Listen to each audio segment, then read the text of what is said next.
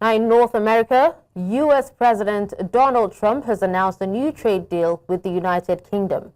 This marks the administration's first major agreement since implementing sweeping tariffs on several U.S. trading partners. Speaking from the Oval Office, President Trump said the UK has agreed to ease non-tariff barriers on several key American exports, including beef, ethanol fuel, machinery, and chemicals. Now, in exchange, the U.S. will lower tariffs on British vehicles from 25% to 10%, aligning with the current baseline applied to other countries. The president also mentioned plans to pursue a trade agreement with the European Union and said he's open to cutting the steep 145% tariffs currently placed on Chinese imports.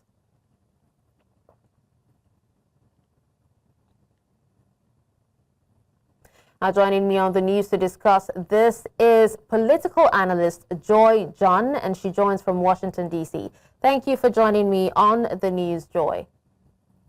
Thank you for having me. Now, good evening. Joi, what does this trade deal mean for American exporters, especially those in agriculture and manufacturing? Absolutely. It means a lot. With this agreement, what we're going to see is a reduction of tariffs on U.S. agricultural products and industrial goods, which will potentially boost exports for American farmers and manufacturers. So, in context, the United States will maintain the 10% duty on nearly all imports from the United Kingdom, which President Trump imposed on April the 2nd. So how do you think that reducing car tariffs, would affect the U.S. auto industry and consumers?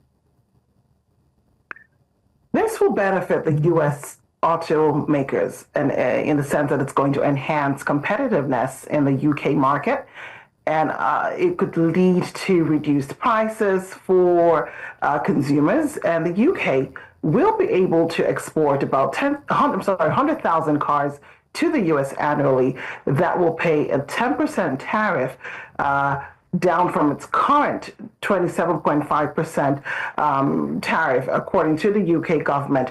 I will add that in 2024, 92,000 cars were exported to the U.S. from the UK. So we're going to see a slight increase there.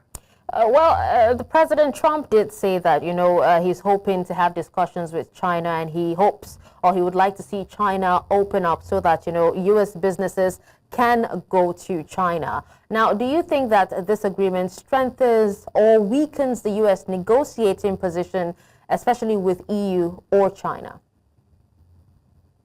So I was struggling to hear you. Could you repeat that? I was asking if you feel that, this particular agreement with the UK strengthens the U.S.'s negotiating position with the EU and China. Yes. There is a potential that it may strengthen the U.S. stance in future negotiations by demonstrating that ability to secure bilateral agreements, potentially pressuring the European Union and China to engage more earnestly. But I think that with this, we're going to watch in the coming days and weeks to see how it pans out.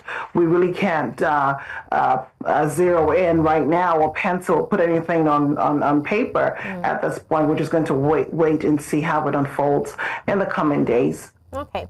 Now, just before we let you go, Joi, do you think that there are risks that this deal could actually face challenges in Congress or with international trade bodies?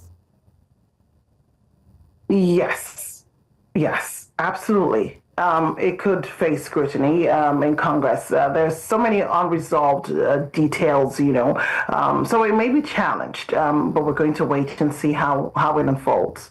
We will definitely wait indeed. Thank you so much, Joi, for your time and for speaking on this. Thank you for having me.